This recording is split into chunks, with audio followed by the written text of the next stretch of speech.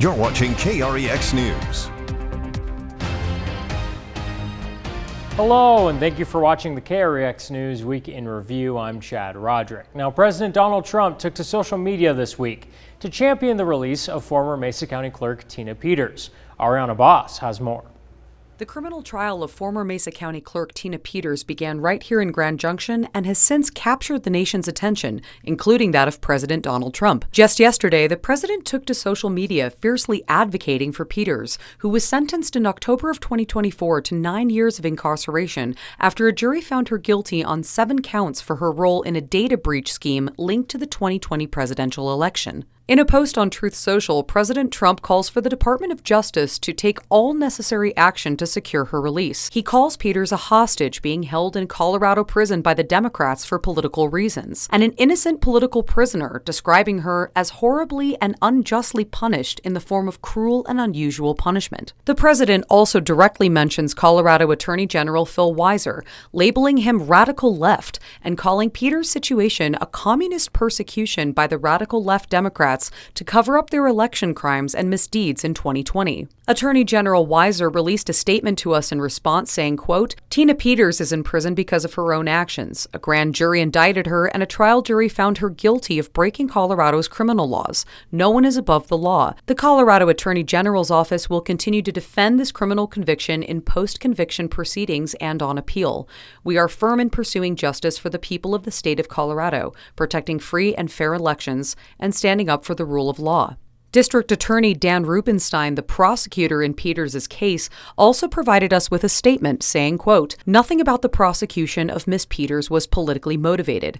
In one of the most conservative jurisdictions in Colorado, the same voters who elected Miss Peters also elected the Republican district attorney who handled the prosecution and the all-Republican Board of County Commissioners who unanimously requested the prosecution of Miss Peters on behalf of the Mesa County citizens which she victimized. Miss Peters was indicted by a grand jury of her peers and convicted at trial by the jury of her peers that she selected.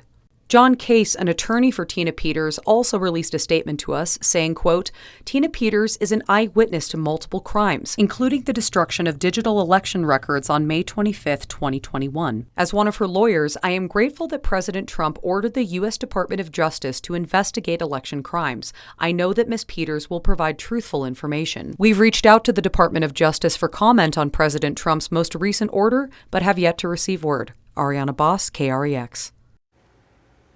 And the city of Grand Junction has a new mayor. Cody Kennedy will serve as the city's mayor and Laurel Cole as his mayor pro tem. The city of Grand Junction met to reorganize the city council and discuss some changes to the downtown area. Jeff Hinkle has more.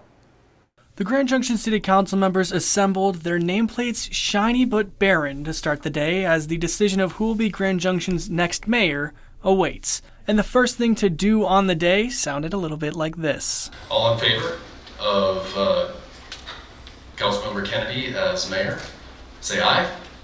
Aye. Aye. Any opposed? Nay. We have, okay, I hear 6 in favor and 1 opposed. Motion passes. And his mayor pro tem? All in favor say aye. Aye. Aye. Any opposed? Seeing none, motion passes 7-0. It may seem weird that the council elects the mayor, but it's actually more commonly known as a weak mayor system, and it's common in a lot of cities around the country. But that wasn't the only thing on City Council's plate in their meeting tonight. A decision was ultimately made on the fate of the 4th and 5th Street pilot projects, and ultimately, after nearly 2 hours of public comment on the issue, the council made a motion. And by a slim 4-3 vote, the motion was passed to revert 4th and 5th Street back to its pre-pilot status. But city staff will have the final say in following traffic guidelines and has some flexibility to implement travel lane adjustments. So in their first official council meeting as Grand Junction council members, the city has a new mayor and 2 downtown thoroughfares are going to eventually revert back to the way that they once were. Jeff Hinkle, KREX. Now, in that meeting on Wednesday, Grand Junction City Council did make that slim margin decision on 4th and 5th Street. Jeff Hinkle has more on that as well. Last night, in a 4-3 vote, the Grand Junction City Council voted to revert 4th and 5th Street back to its pre-pilot project status. Now, that pilot project includes these bike lanes that I'm riding in right now. So, in the near future, 4th and 5th Street may look a whole lot different. After nearly 2 hours of public comment and a lengthy discussion from the City Council on what to do regarding the 4th and 5th Street pilot project, a vote was made to return 2 of Grand Junction's streets to the way they once were. Motion passes 4-3. Newly elected Mayor Cody Kennedy praised the discussion and said that while opinions may differ, it's important that everybody's voices were heard. I certainly have my opinions, but as I've said before, my job is to represent, so I want to be out there making sure I'm hearing what people are saying about it as well. In a matter of time, 4th and 5th Street will look a whole lot different, but Kennedy said that a timeline still hasn't been set on when the streets will revert back. We didn't give the city a deadline. We didn't tell city staff they had to have it done by a certain date. We trust our staff. Like, we can't micromanage them. We have great staff that do good work, and we need to support them. What council's job is to give direction, and that's what that resolution did. It gave direction on an important project for the city of Grand Junction. The number one goal in both the city council and city staff's mind is safety. So city staff will ultimately have the final say on what a reworked 4th and 5th Street will look like, following state and national guidelines on traffic safety. But in the eyes of someone who works downtown, I'm excited for it to go back to the way it once was, and I think there's room to improve the way it once was in a different fashion than what we've experienced the last many months. Jeff Hinkle, KREX. Now, as Jeff talked about the changes coming to the downtown area, we were able to get some reactions from the downtown community. It was a packed city council meeting last night with the majority of the community in favor of removing the pilot projects in their entirety. There were some members who happened to live off of 5th Street in attendance. One of them talked about why the project was a good thing to have. Traffic noise was pretty loud with the 2 lanes before the pilot project, and there was a lot of speeding. It was difficult to cross the street. I just think as a cyclist, I never use them, and I don't see that many bikes on them. The majority of those who attended the meeting seemed happy with the decision. And the city of Fruita has officially selected its new assistant city manager out of over 50 applicants. The city chose Dan Karras to serve as the next assistant city manager. Karras, who served as the planning and development director for the city for the past 7 years, says he looks forward to the chance to have more of a positive impact on the city. My goal is, to make sure that we continue to maintain the high quality of work-life balance here and culture at the organization, and also to help essentially meet the needs of the residents by listening, and then also by, executing on the strategic plan that the council has adopted. Karras hopes to continue the work to support the city he's grown to love over the past 7 years of living in Fruita. He will serve alongside City Manager Shannon Vossen.